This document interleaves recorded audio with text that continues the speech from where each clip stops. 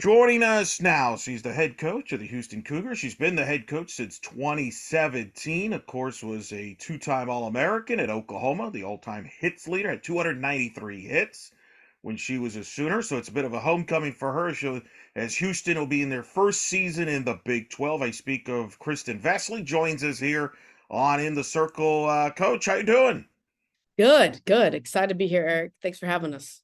So what's this been like for you now? It's reality. We've talked in the past about the pending move to the Big 12 and what it could mean for the program, but it's reality now. We're in the midst of the first year for the athletic department, and you're about a few weeks away. What is it like to see all those Big 12 logos on campus?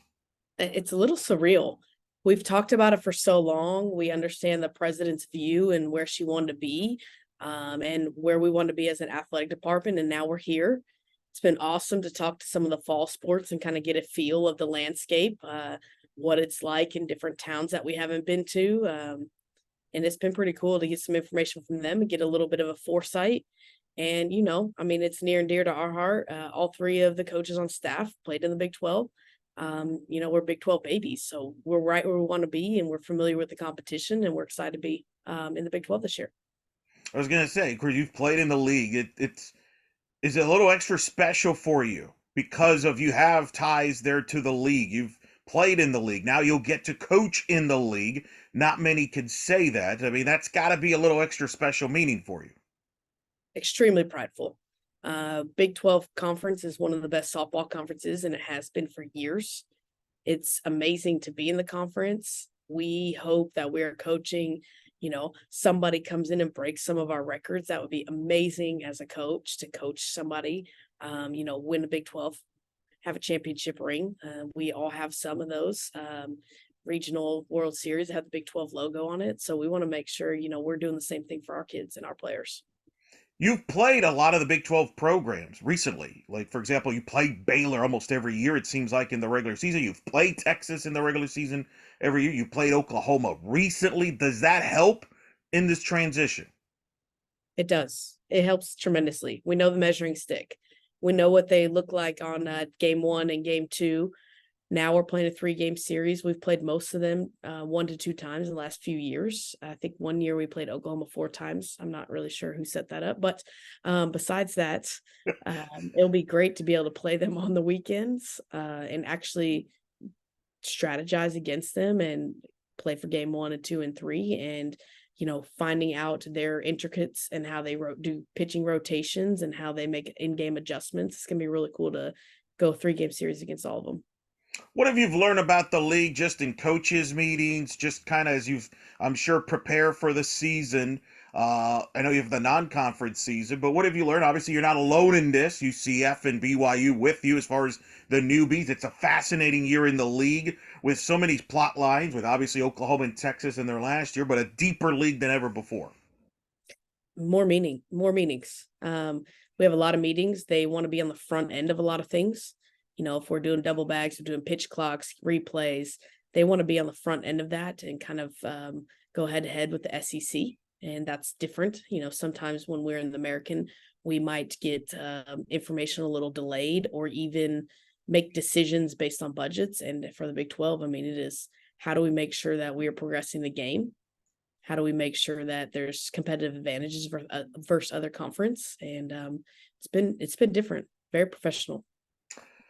Obviously, as you get ready for the season, let's talk about the process of getting ready for the season. On D1 Softball's fall report, you said, quote, this was the time for a reboot for the program. Just kind of expand on that and what you meant by that, a reboot here. Obviously, you got a lot of new faces, new coaches, which we'll talk about, but just talk about what led you to make the decision this was the time for a reboot as you get set for the Big 12. Reflecting, having tough conversations. We weren't where we need to be. This is the best time as we're moving conferences to make the biggest change. We're going to be, having change in opponent competition, in funding, in national recognition. So now is a great time to reboot the program and kind of start back over. And we have the opportunity to do that. We have a lot of administrative support, and they want us to be as competitive as we could be in the Big 12. So, when we have those conversations like, hey, we got to redirect, and they are 100% supporting. and it feels good as a coach and make the necessary decisions for the program. You look at the league, obviously a bigger league. It's going to next year. You'll have Arizona, Arizona State, Utah join the league, so you'll actually gain a team, even though you lose Oklahoma and Texas. How will that affect your non-conference schedule moving forward? Because you told me last year they would affect it a little bit from a date standpoint, from a philosophy standpoint. You obviously lose some in-state games you normally would get. How is that going to impact your non-conference scheduling? For us, we're going to travel a little bit more next year. We are on the road 3 times this year for conference opponents. I think next year will probably be 4.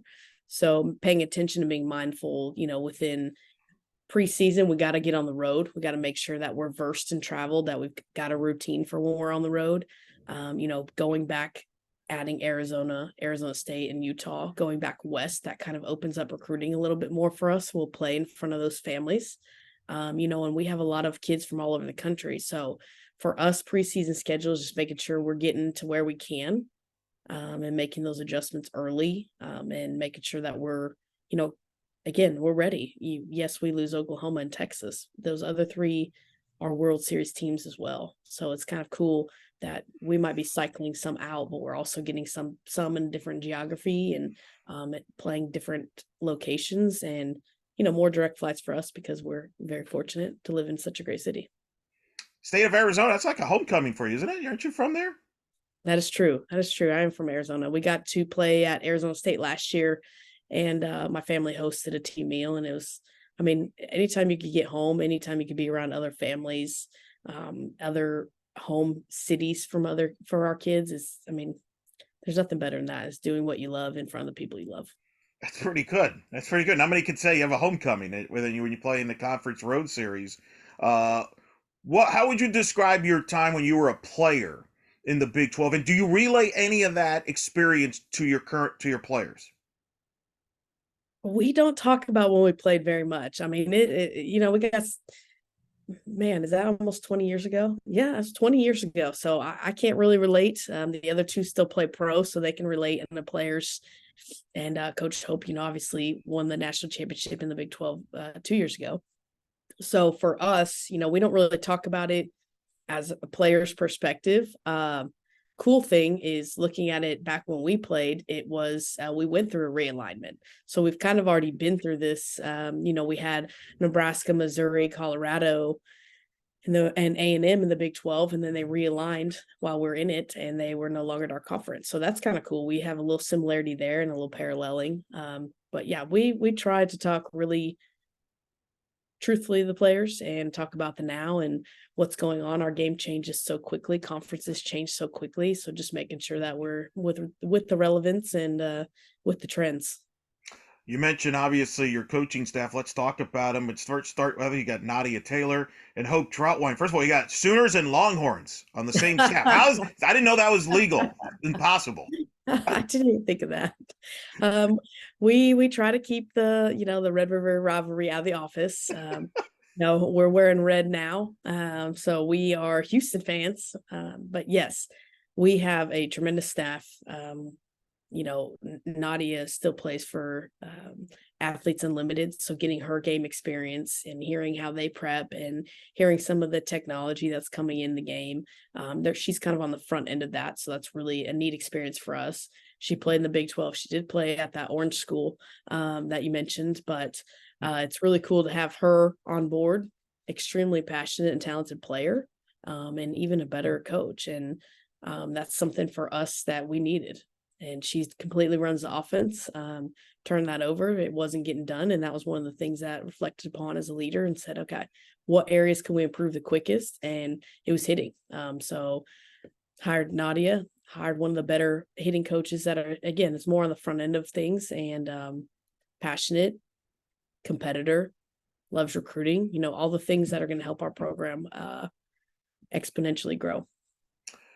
What is her? I mean, you mentioned she'll run the offense. Obviously, she's still playing. How much of that was a conversation as she, I would assume, continued to play? And how do you balance that out? Because obviously, with her responsibilities with recruiting and everything versus playing. Just being organized and having very transparent conversations.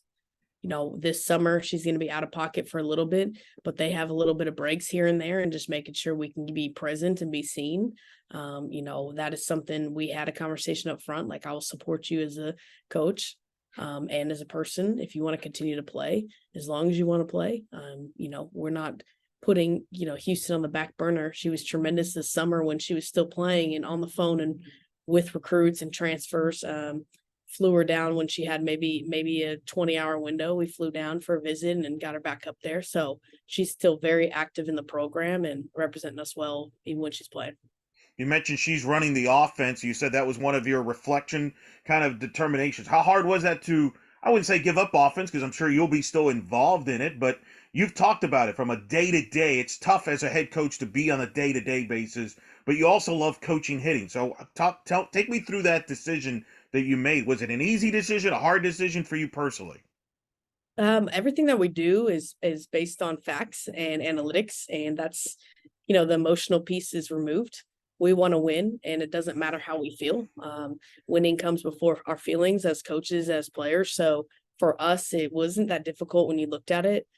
Hitting is such a high detailed area, and it can be highly impactful, that they need somebody just for them that can be with them, work with them one-on-one when we have time, go over video with them, some things that I wasn't able to do as a head coach. And to be honest, with Nadia still playing, she is getting a little bit more, and she has a little bit of background in MLB, just getting that knowledge in the door is helped us move, and getting better athletes that can move the barrel quicker, and that can run and really play into what we're trying to do as an offense. So she's done a great job. We want to keep her as long as we can.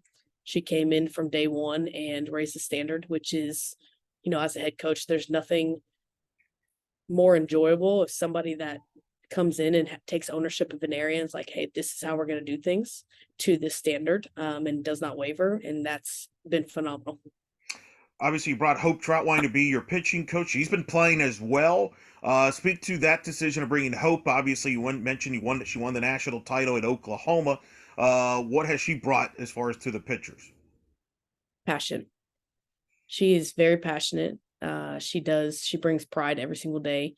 She still throws to our athletes, so she's competitive as all get out. And there's something to be said that bringing in people that played for the coach that you kind of model the program after. Coach Gasso coached us both at different times of her career. So it's really awesome to have somebody that kind of understands the lingo, that understands the language, the expectations, the professionalism, the standards. We don't have to go over those things. She knows. And that part, bridging that gap has been really awesome. And you always want to take care of your sister, and that's something she played for coach. So that's been ingrained in us since we played there. And coach trusted me enough to mentor her. We interviewed quite a few pitching coaches, and we just kept coming back to Hope and her knowledge and relevance to now and how the game's adapted and changed. She had an awesome opportunity to learn from 3 or 4 pitching coaches. Not only that, she's actually made the transition from a mid-major from North Texas to OU in the Big 12. And that's exactly where we're at as a program. So to have somebody that has that knowledge as a player or a coach, I mean, it's been a tremendous help. No, and one that can certainly relate to the players. You've got a lot of new faces, especially in the pitching, as we'll get to. Does that, in a way, benefit the fact that almost, Coach Taylor, Coach Troutwine you have new players, so it's a bit of a starting over for everybody. There's no like, well, I've done it this way for a certain amount of years with a previous whatever. It's almost like everybody's got a clean slate here. Is that accurate? That's very accurate. The returners that we brought back, we had a very candid conversation. We are not happy with where we're at. We're going to make some big changes. Are you in or out? And the ones that are here are in. We talked about, we're going to make, changes to the program, how we did things. There is no more. Well, last year's not our standard. We're setting a new standard, and bringing in new coaches along with good players gave us the opportunity to clean the slate and start over and redirect. How do you find chemistry this fall and is moving forward with so many new faces, everybody getting to know each other? How do you build chemistry? Honestly, we kind of put them through the ringer. We did it through adversity and difficulty in practice, and the weight room. The weight room is a big area of improvement for us. making sure that we spend time together. Even in preseason, we ate lunch together every single day. We mixed up who we ate lunch with based on a few different things. We might have done like height, areas of the country you're from, just to make sure that we know each other on a personal level. That's where we create chemistry and trust. And then as we move forward, continuing to do some things offsite. We're going to do some things offsite in the next couple of weeks to really kind of get away from softball and get them to gel. But mainly in the fall, we did it through a little bit of adversity. One of the players that returns, of course, is Taria Coleman. Was on the Big 12 preseason All Conference. Was an incredible year last year. It just had an incredible 397, slug 645, on base 503, set 5 single season records for the program. Not bad for her first year. What makes her such a great talent? What do you see from her here this upcoming season? Taria's special. She's a stellar athlete. I think what makes her different than everybody else is that her knowledge of the game is far superior than anybody in her age. So not only does she have the body, she also has the mind to go with it. This year, we have high expectations for her. She's been challenged in many of ways in the fall. We also moved her back behind the plate. So she's going to be a utility for us, but majority of her innings are probably going to be behind the plate. She's taken some reps and innings at third and short and outfield as well. So we're going to be moving her around, using her just like we use a couple others to get the best sticks in the lineup, while being mindful of how to keep her body fresh. What led you to the decision to have her more behind the plate? Is it just because of the personnel you have? It just fits that way? And just talk about how you envision the defense, which I'm assuming you're running the defense this season with Nadia in the offense and obviously Hope doing the pitching. Right. So we went after the best players that we could get on the transfer portal.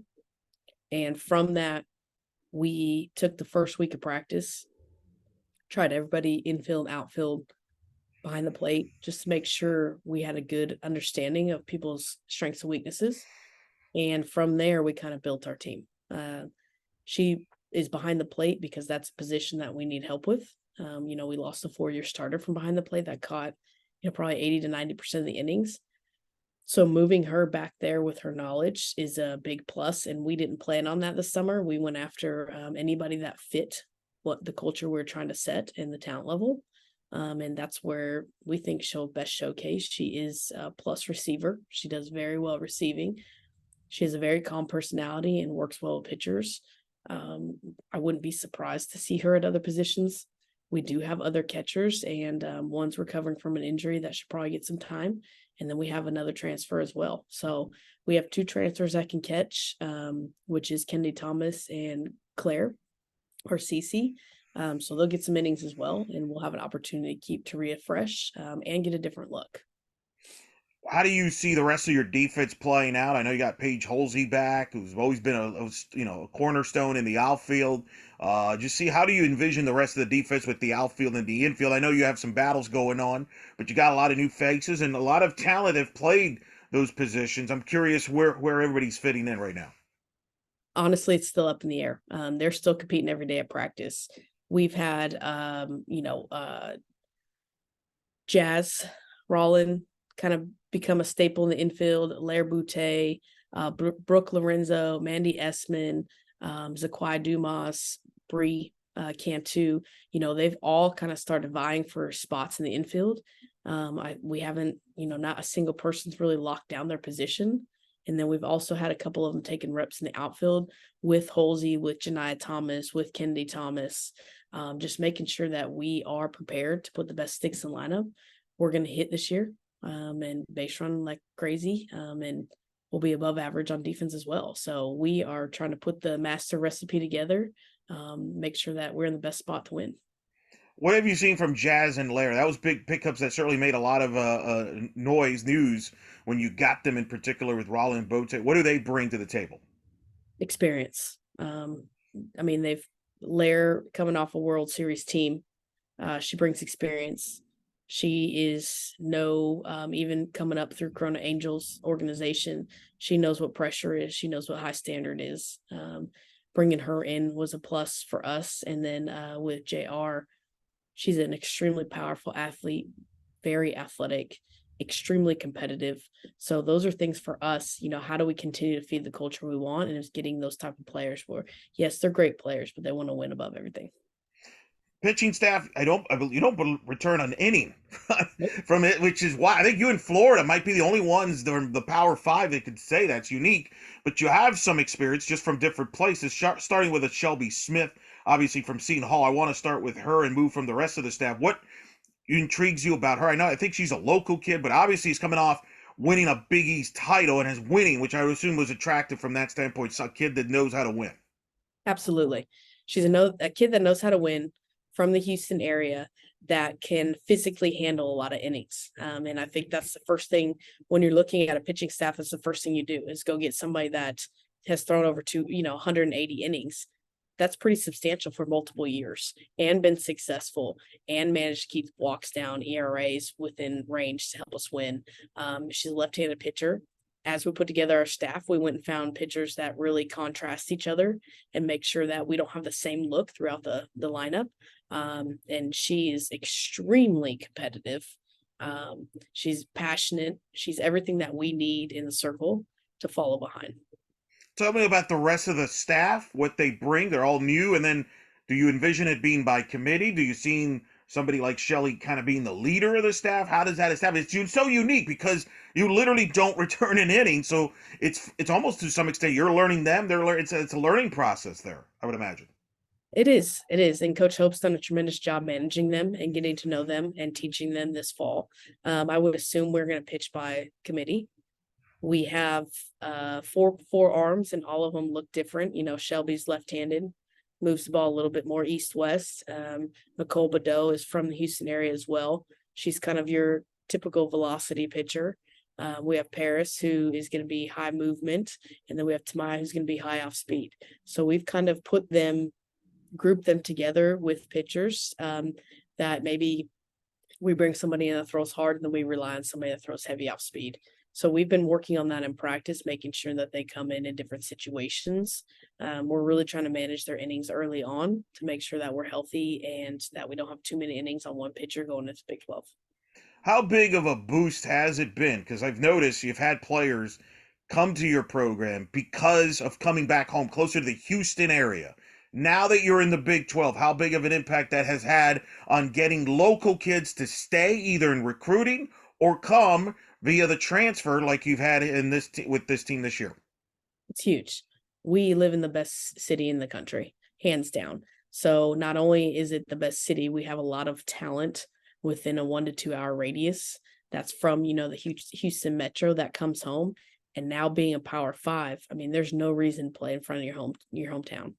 And that helped us with transfers. That helped us with the 2024 class. I mean, we're number 30 in the country. We're number 14 in the country with our transfer class. So it has definitely helped having the Big 12 logo. But I think it's helped knowing and sharing our vision of where we're going to be by the end of this year. And, being transparent and having good relationships with our kids. I mean, those are the things that really propel us in the recruiting. Being in a great city never hurts us. Tell me about your facilities and your stadium, because I think there will be more people watching your games than ever before. With obviously the attraction of matchups, you're going to have bigger attendance than ever before by the teams that are coming into the league that is going to come to your place, like the Texas of the world. It's one thing to play on a midweek, but now you're getting them on a weekend. So I'm curious, what has been preparation for that? What, as far as the stadium, what's ahead for the stadium? Because I know you've always talked about constantly with facilities, so that's going to have a big impact as well with more people coming into the stadium to watch games this year. Right. And we've been meeting with facilities, marketing, all the different auxiliary departments to make sure that we're ready for the crowds and that we represent our city. And that's something we talked about doing is, adding food trucks, which we do that on campus every single day. So that'll be kind of cool, makes it unique and special, give it a little bit of that urban feel. We've talked, they've done a really good job of cleaning up the walkways, the entries, working on parking, which, in the middle of the city is a very delicate thing. And I think facilities wise, we're right on par. There's a couple of things we want to keep working towards. The next thing we want to build out at the facility is a clubhouse. We have a locker room currently, but we want all the bells and whistles. We want to follow in the footsteps of men's and women's basketball on campus and their, $20 million facility. Just making sure, again, as we're winning and becoming a national brand, making sure that our facilities, mirror that. You obviously get to see what volleyball had a successful first year in the Big 12. Men's basketball currently have another successful season. They're starting obviously Big 12. You've seen the other sports start Big 12 before you. Do you take notes as you watch them? Do you talk to them and kind of get some feedback, and whether it be on the field stuff or maybe things like traveling and things like that? What kind of kind of a notebook of if you will? Yes, we share a hallway with soccer, and I talk to the volleyball coach quite frequently as well. We share notes on everything we can. What do their facilities look like? What does it look like to get in and out of there?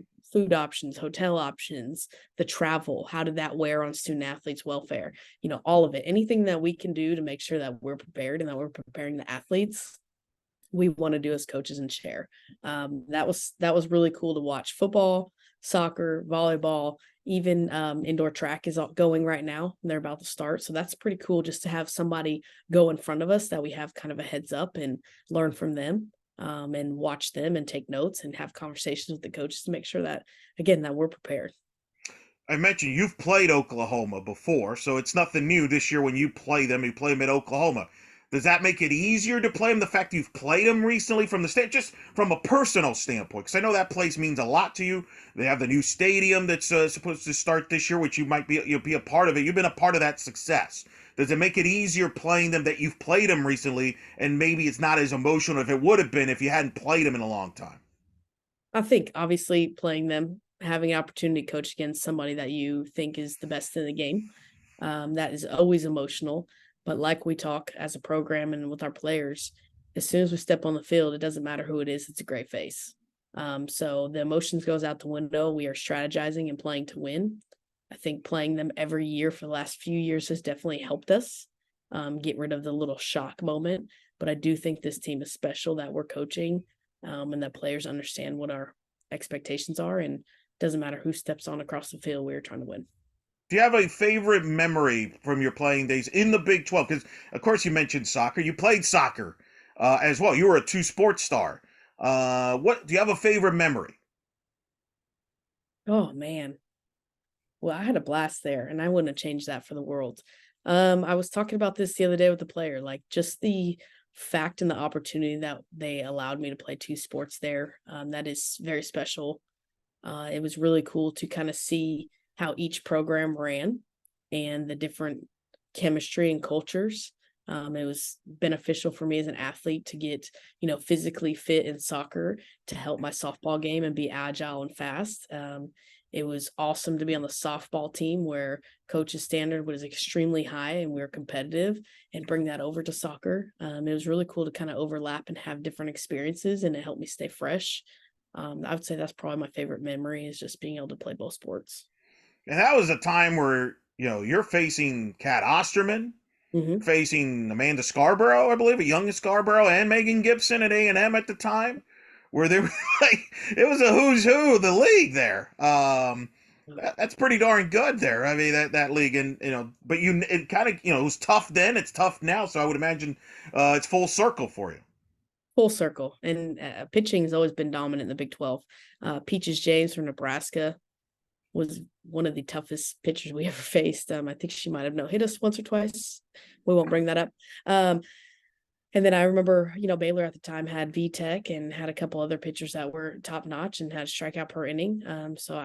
Pitching has always been dominant in the Big 12. I think Big 12 has always been strong in softball. And I think again this year we're probably a 3-team World Series. So that's exciting to get to face that competition every single day and compete for it. You were a two-sport player. Does that, when you recruit, is that something you look for in a player to see how many sports played? Because maybe it helps them from. Because I've heard some coaches, Coach Gasso is one of them, has said she likes getting athletes that have played other sports because they believe that hey, there's that competitive side of them. If you're playing multiple sports, you're pretty competitive. Do you buy into that logic? I do, and I see it from living it. I felt like I was always fresh, and I felt like physically I would always be in the greatest strength, fitness, mobility. I feel like I was less likely to get injured. Um, I think it's a huge plus, and I do look for that recruiting. If they able to compete in different sports, I mean, they're different physically than everybody else.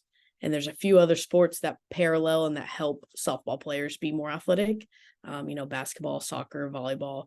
Anytime you're moving, we have a couple of players on our team that ran track in high school. So yes, we definitely look for that recruiting. I think it's a big competitive advantage, physically mainly, and they generally have the mindset of like, my mind will give up them more quicker than my body because they're used to playing at a high pace and being fatigued. You obviously other things going on in softball. Obviously, there's the pitch clock now at 20 seconds. They've modified the illegal pitch. There's more instant replay in the game. What's been your reaction to some of the changes in the offseason to the sport and in general? Excited. Anytime that we can adapt as a sport to maybe get us more TV time, get us more visibility, anything that we can do, to keep the edge that we have. I mean, I think we're becoming the third most popular sport, and we're right on the cusp of being a revenue sport. All this changes that we're making as a sport gets us in front of more people and gets us more opportunities. I think it's great. No doubt, it's going to be exciting to see those changes. It's obviously you follow soccer and volleyball. They seed 32 teams. They've done that now, kind of a trial period the last two seeds, the falls there. Is that something you think softball should follow down the road, perhaps? Seed 32? Do you like it the way it is from a seeding standpoint? I kind of like it the way it is. It gives it a good mix and diversity from geographical areas, conferences. I kind of like the 64. Yeah, I think 64 is definitely a number we all like on that. Should be interesting. Couple last things before we let you go. I know in the past, the last couple of years, we've talked. You haven't liked how your team started. You kind of dug yourself a hole before you got into conference. What's the key to getting off to a good start? Obviously, you're going to start at home. That helps, but you also going to still play in Baton Rouge, for example, in a tough tournament. So there's that balancing act of testing yourself, but at the same time, you got a gauntlet coming up with arguably the strongest conference in the sport. So how do you balance that out from a scheduling standpoint?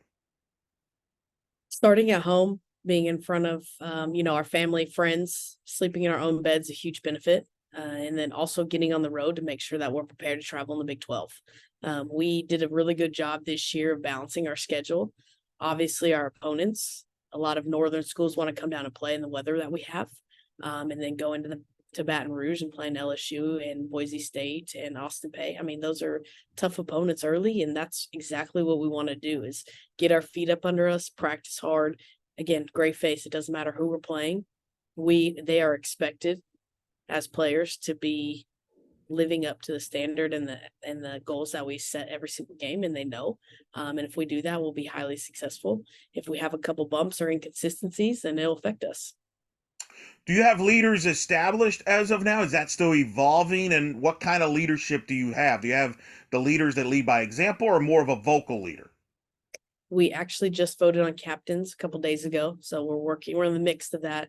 We have quite a bit of personality on the team, and I think we have a few that live the standard, that do everything needed physically, that I guess would be the ones that lead by example. We don't really call example. We just say, doing your job. And then we have a couple that are more vocal, a little stronger personalities. So we have a really good mix of that. We have a really good mix of older kids and youngers. I mean, I think we're in a really good spot as a program. My last question is before you know it, the first game, opening day at home, obviously this season. What are a couple questions, keys you're intrigued to find out about your team that you'll find out playing other competition that will be a factor the rest of the year? Can they keep that mentality that we work on every single day in practice?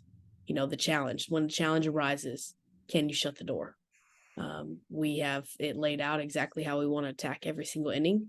Each inning has a focus. Fourth is blank, fifth is blank, sixth is blank, seventh blank. And we have 2 innings that are championship innings. Like, hey, this is when champions close the door. This is when champions, how do we start the game? This is how we start the game. So if we do everything we're supposed to do, it'll be awesome start, which we expect. We expect from our players. We train that way all fall. We've created as much chaos and adversity as we could as a coaching staff. So they are trained and they will be ready come opening day. That's Houston head coach Kristin Vesley here on In the Circle, a two-time All-American, full circle, Big 12. I know you've got a lot of Big 12 swag somewhere, right? No, Getting no, that no. logo. No, you're not going to get that logo? You know what? I think I have a couple things left from OU, and we plan on going to the OU LSU football game. It'll be the first ever the weekend after the weekend of Thanksgiving this next year. So hoping to get back in the swing of being around Big 12 football. We had an opportunity this year at Houston, so just continue that trend. And no, we have our Big 12 logo has Houston on it. No, that's what I meant. You got that swag back. That's what I meant. I didn't mean like getting the. I'm saying you got the Oh, Big 12 okay. logo back on you there. Yes, we do have some of that swag gear. That's good. Well, Coach, I know you've been excited about this. We've talked about this move for the last couple of years, and I know you've been building towards this. So I'm excited for you. Thanks for taking the time from the busy schedule before the season. Always great to catch up with you, and I'm sure we'll cross paths again during the year. But thanks for talking to us. Sounds good, Eric. Thanks for having us. And obviously, next time we're at UCF, I'll be seeing you.